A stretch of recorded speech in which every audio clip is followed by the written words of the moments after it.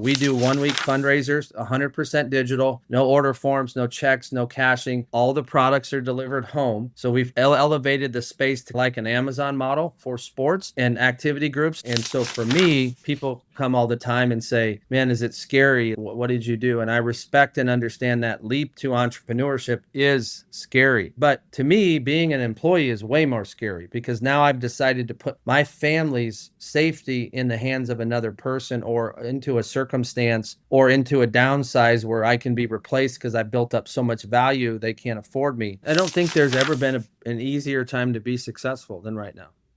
There's more information to put you on the pathway. And unfortunately, and I only mean this to be factual, but there's less effort than's ever been put in by society to be successful. Welcome to the Franchise Freedom Podcast, where you can escape the corporate trap through franchise ownership.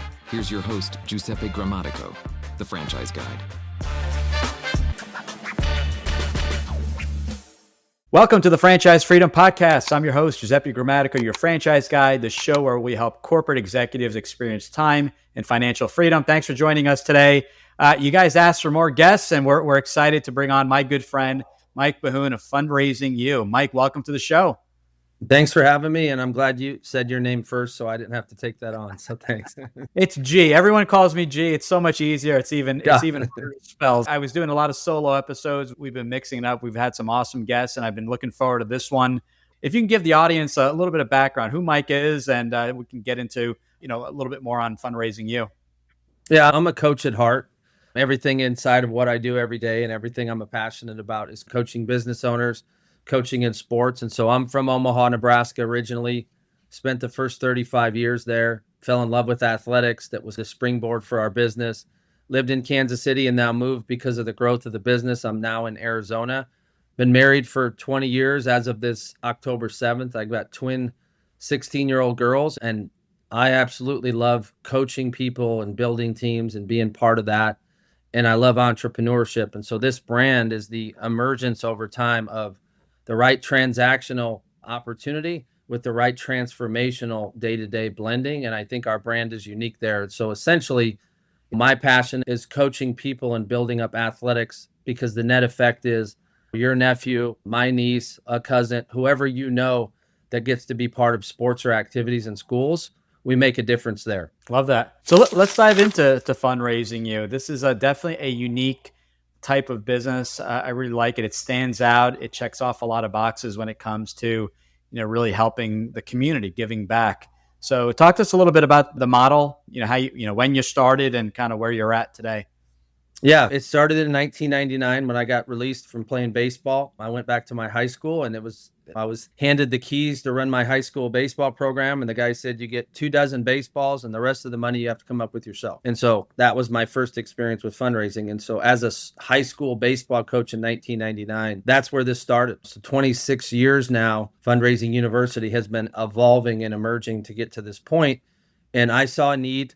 I got excited about the idea of using my entrepreneurial background and being in sports. And the more that I could be around the student athlete and the activity experience, the more I wanted that to happen. And so we started out like a lot of brands. We just had a territory. Then just through meeting coaches that liked what we did, athletes, we started expanding. And then we had 10 locations by 2016. And then I went to a 2-year course called the Wealth Factory. And it's an entrepreneurial finance course. And I went through that, and at the very end of it, the gentleman presented the idea about it being a franchise. And I had never looked at it that way. And I was part of a national network called the C12, and they had tons of franchisees and franchisors. So for 2 years, I studied the idea about the model. And then in 2018, we spent the 2 years to become compliant, real validation, a real operations manual, a real FDD. And we launched in March of 20 as a franchise system. Cool, I was holding this back for this call because I was excited. So those 10 locations in 2016, here this morning, we just brought on our 100th territory. Wow. That is, that's an amazing feat. I don't know the stat. You may know the stat, but the percentage of franchise companies that actually make it to 100 locations or territories. I didn't Google this on Wikipedia or anything, but I heard someone present this, that 6.4% 50% of all the brands actually get to 100 units. Yeah, really amazing. That's not an easy feat. And as you're growing, it's helping, right? It's helping all the franchisees with national presence, making the marketing a lot more efficient, economies of scale. So that's awesome. Congrats. So great business model. Obviously, a lot of people, especially if you have families, you don't have to have a family, but the kids, there's always various fundraising. And I feel like there's no consistencies. Sometimes you got inventory, you got to buy stuff, you got to hand it out later.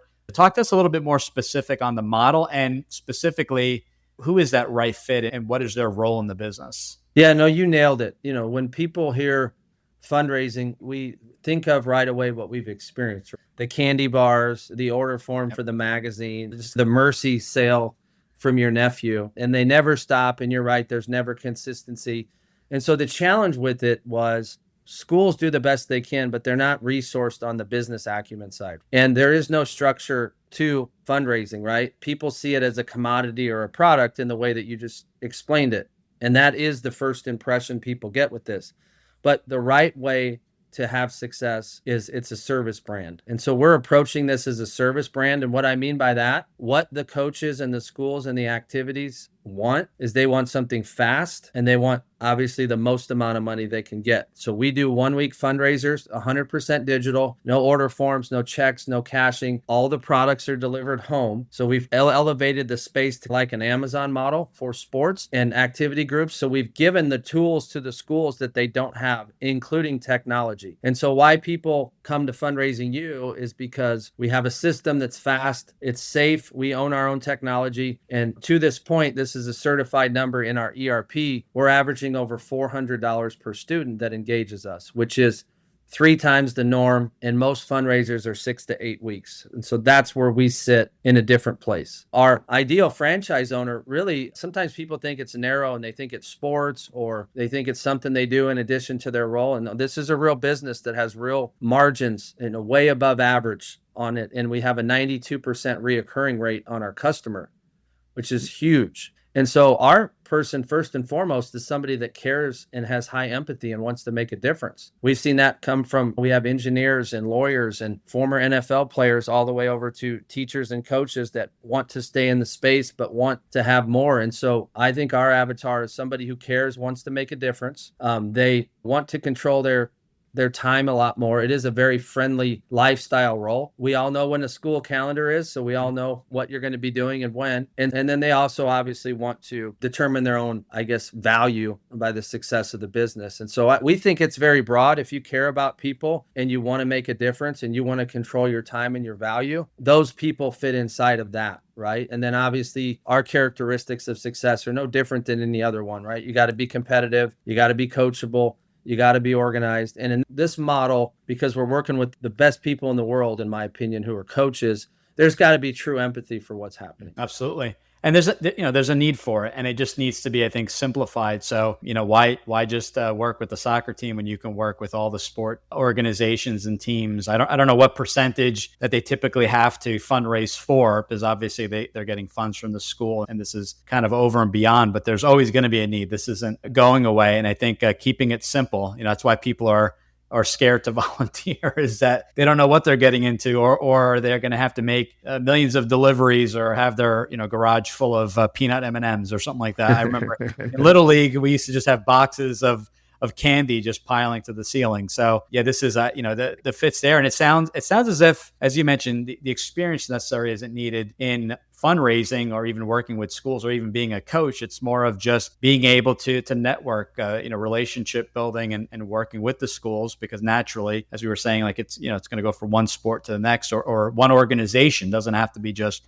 sports, if I understood that correctly. Yeah, no, there's a simple but great opportunity, and this is the easiest way to see it. So in each school, and the sizes are different, but on average, there's about 25 teachers or coaches in that school that could use help, anyway from basketball to band, choir, music, orchestra, flags, cheer, dance. And so think about the opportunity that you have 25 customers in the same building that all are trying to solve the same problem that they already know they have. Right. That's where it's tremendous. And that's why we see it as an outbound service rather than a commodity or product. Love that. The buzzwords that we hear in the news, that we hear in conversation, and it's affected, obviously, many people's jobs, is AI. Can you talk about the technology that's being utilized as well as if AI is being invested in any of the technology and making the franchisees more efficient. You're the merchant. You've got a merchant processor. You've got the agreement. You've got your pro form. Anything you can do in the phone in our ERP. And because of that, we're very agile in the fact that we can evolve and change on any level. So AI is a great example of that, right? So when our reps go out and they want to learn to build the conversation to have with coaches, we're using AI and we plug that right in, and they can go out and every one of their conversations is not just recorded so we can give them feedback, but it takes the ideal script and it grades them and gives them next steps. Then that's automated and goes into the CRM and it's all kept track of. So that's one way we're using AI. We also use it for functionality. Same example in our CRM or QuickBooks, the rep just talks to their phone and it populates the customer experience. And because of the foundation of it, having an ERP, we are set up to bring in anything. But on the other side of it, where people are afraid of AI, not as a tool where they're afraid to be replaced, that's why I intentionally built a service, because you're not vulnerable to being as a product or a commodity. And that service can only be executed by a human in person. We have it all the time. People try to provide the product or the technology to the school. And there's very specific dynamics that make it faster, safer, and more money that's going to require somebody there. In regards, when people look at owning a franchise, they're looking for obviously the system. I call it a business on training wheels. They're getting support, but they're also getting that additional coaching, not just this is the best way to run your business, or let's get an account together. Can you talk to us a little bit more about the different coaching that's involved in the business to make them extremely effective within their communities? Yeah, I'm glad you asked that. It's actually my favorite thing. I've been a coach for 30 years, baseball. I've coached at Ohio State, Creighton. I've been a high school coach. I've ran a youth academy. So I always say I've seen them from 8 when they start. And then I've got 6 guys that I've coached somewhere along the way that were on an opening day Major League Baseball roster. And currently I'm the mental performance coach for the University of Houston baseball. So coaching it's just who we are, and it's what we love to do. I love to build teams and I love to coach people, and I've invested in myself to be developed to do that. And there's constant investment into our leadership to develop their skills. We have anything from a person who's an operations person with franchise experience that's training on the ERP, to a business manager who has been a NASA engineer that's teaching them how to build a pro forma, all the way over to we have a mental performance coach that's a current UFC fighter. We're literally coaching the mindset of an entrepreneur, and we have a physical fitness person that's available to them as well that's going to help them with a healthy lifestyle, because we believe that if you build the best person, whether that's baseball, whether that's being an attorney, if you build the best person, you're going to get the best results. And so we don't call it training, or we don't call it support. We call it development, because that's an active, ongoing thing. I think it's probably the strength of Fundraising U, outside of the need that's out there, is our passion to coach people. That is amazing. That I've yet to hear. I mean, franchises are providing support and training, but that level of training, because your physical, your nutrition, your physical activity, your workouts, that all affects it affects your attitude. It affects everything. So that is very unique. And I like to, talk about those and have those conversations on how brands are unique from one another. So that is very interesting. I don't hear a lot of that. I'm trying to think, a lot of people listening in on the show, first-time entrepreneurs, or will be first-time entrepreneurs, right? That maybe they're at their job, or maybe they were recently downsized. Maybe they are expecting to be downsized and they're looking for what's next. We talk quite a bit on the show about creating a safety net, being proactive in the event of the next downsizing at the organization, just being proactive in that, hey, maybe I'm not downsized, but I have the ability now to leave my employer because I did build up this business. What advice would you give, but this is more in general terms, to someone that is looking to make it the leap into owning a business, into owning a franchise? Yeah, so we have a saying that it's the start that stops most people. And the reality of the situation is all of us, it's a natural, again, on the mental performance stuff, it's a natural instinct that's built into all of us that we want comfort, safety, and predictability. Mm-hmm. You're always going to be giving that up in some way or another. And so for me, people come all the time and say, man, is it scary? What did you do? And I respect and understand that leap to entrepreneurship is scary. But to me, being an employee is way more scary, because now I've decided to put my family's safety in the hands of another person, or into a circumstance, or into a downsize where I can be replaced because I built up so much value they can't afford me. And so I think actually, if you're looking for safety, predictability, I think it is taking a 6 to 8 15-month leap to be an entrepreneur, because not only now are you creating safety by taking activity, you're also building an asset and you're not a liability. And so I would just encourage people. And so that's on the business part. I'll go in a different direction. There's no greater experience in the world than standing on your own and taking care of yourself. You'll never understand what your true potential is unless you get out of that place and get there. And sure, it's scary, but there is absolutely nothing better for me than when I see people get past that point and make that realization that, hey, I can do this on my own. I've earned this. I've done it. And that sense of ownership and pride is one of the coolest things that you can realize. I get goosebumps as you were saying that, because I absolutely agree.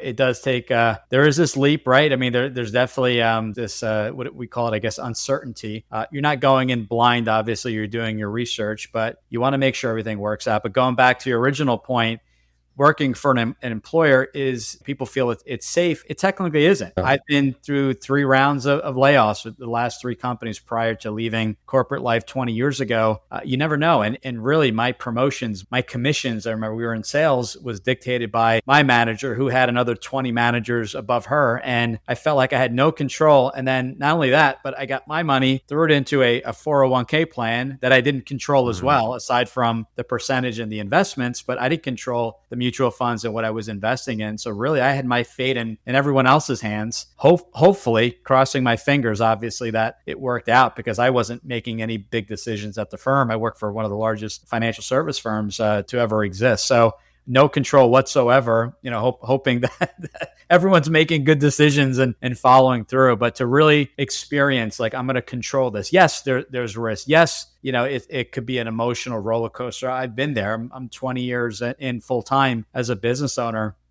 The experience, when someone asked me, was it worth it? The answer is yes. I've never missed a soccer game or any of the kids or family events due to work. It is, some people, it's all about money. And I think it's because it's not done intentionally, but money can be measured, right? I have $1 million in the bank. I have a $2 million home. But how do you measure happiness? How do you measure, the quality time you have with kids? You can't really, it's hard to actually measure and put a number on it, if that makes sense. That's the way someone explained it to me years ago. So I think the financials is just because that's how you measure things. So, really, you don't control it. If you are doing well, maybe your income's up, but you still have to show up 50 weeks a year to get your two weeks of vacation. So I hate to talk so much about that, but it comes up over and over again, how business ownership is risky. And I go, you got to change the mind. You got to take a step back and look at it for what it truly is. Anything else? Well, what I would say there for the listeners, and because you're listening, you're exploring, you're thinking about this. Number one, ask yourself, how long have you been thinking about this? And quick story, my first job when I was playing professional baseball and working on some school, I met this wonderful man that was a mentor. And every time someone would come into the gym, he wouldn't go around to the treadmills. He wouldn't go to the daycare. He would look them in the eye with care and say, how long have you been thinking about coming in? And they would say 2 years. And he would say, I am going to put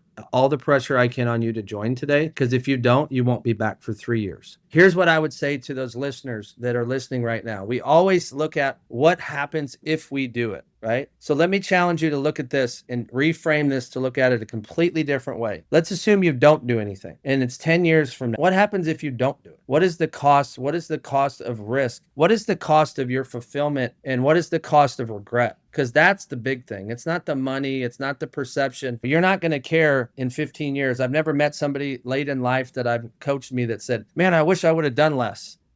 And so if that strikes you, you should pick up the phone and call G tomorrow, because the most special thing you can do for yourself is commit to yourself. And the radiance that you have for your family, for your friends, it is unbelievable, the impact you make on people around you. I couldn't agree more. And I think you nailed it, the way you kind of explained it. Sometimes I'll go into stories and I'll kind of go all over the map, but that you really nailed it. It's really simplifying. I reverse engineer everything. What do you want in life? Forget about the who, forget about the how. What is the ideal situation? Is it working from home? Is it, helping the community, but being home, and being done by 5 so you can go to the the kids' events and family events, or wherever you are, whatever state you are in life. It's really figuring out what it looks like and then figuring out, okay, not only how, but who can help me get there. The how could be a vehicle. It could be a franchise. It could be a startup. Obviously, there's lots of advantages if a franchise is a good fit with the community. Correct me if I'm wrong. I pay a franchise fee today. I get full access to all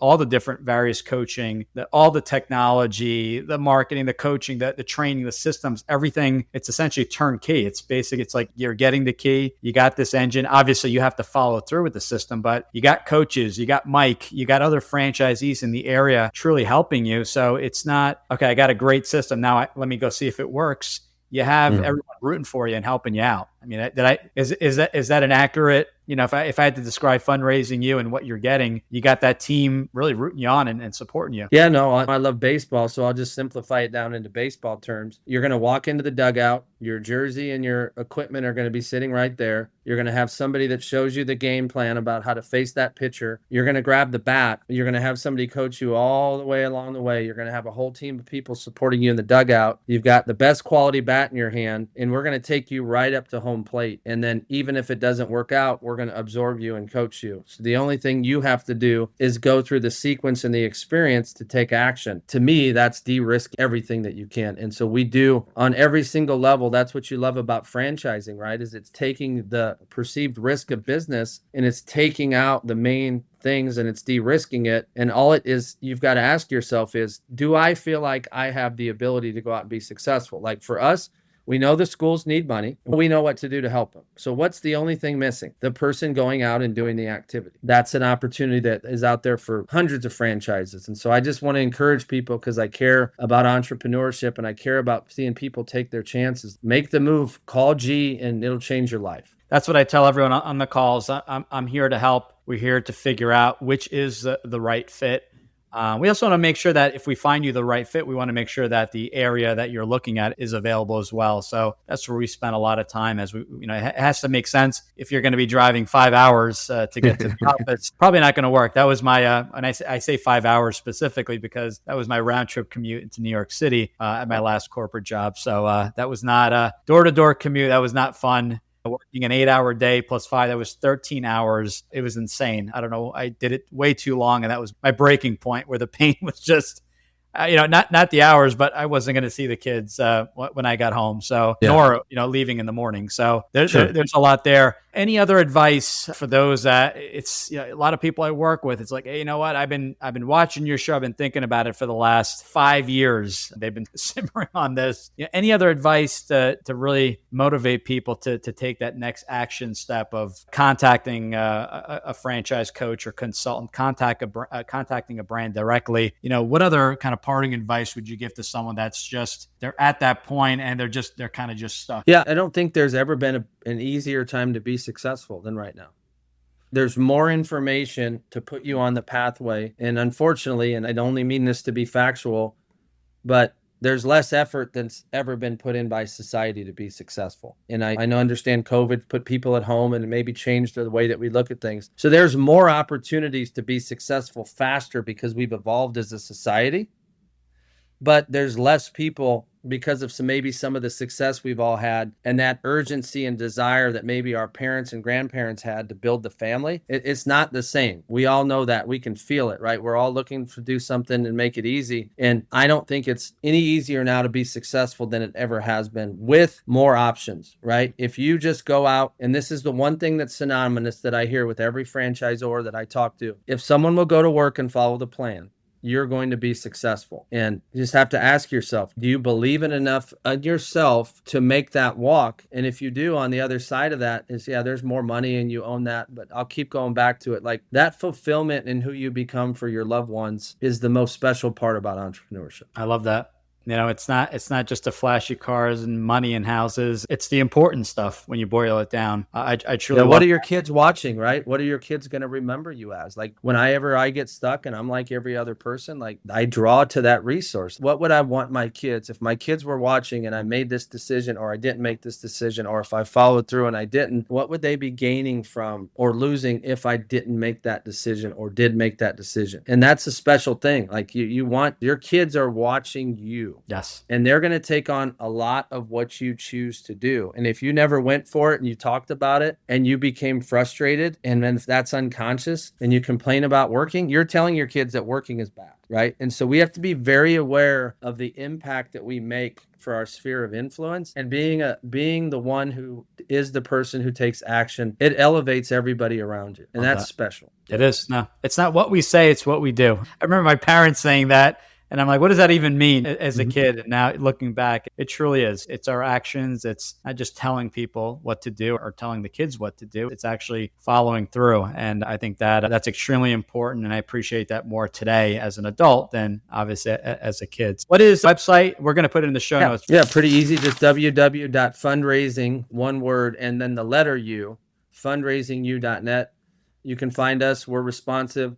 We'd love to talk about what we do, and we're looking for great people to walk out this great mission. Again, at the end of what we do, sure, there's a great business and there's a great opportunity, but when it's all said and done and everything shakes out, there's a kid like me that grew up in a bad environment that sports or schools changed their life. And there's millions of these kids out there that they need something to be part of. They need what they're missing at home. And we're enriching that opportunity by giving resources to schools and coaches and teachers and these great people who take the time to raise our kids. We're putting tools in their hands to change kids' lives. And if that's something that gets you excited, we'd love for you to help grow that mission. That's awesome. Well, Mike, I really appreciate you being on the show. I know we've been working on this for a while to get it scheduled, and I really appreciate that you really brought it home there. Would love if anyone is interested in exploring, learning a little bit more about Fundraising U, seeing if it's a good fit, seeing if it's available in your community, in your area. Give me a shout. Just go to the website, ggthefranchiseguy.com. You know the website. We can discuss that, see if it's a good fit, and talk about next steps. Mike, thanks again. This was awesome. We'll definitely bring you back on the show, get some updates. Maybe we'll do an annual update towards this time next year. I appreciate your time and looking forward to chatting again very soon. Thank you. Class act all the way around. Thank you. Thank you. I'll talk to you soon.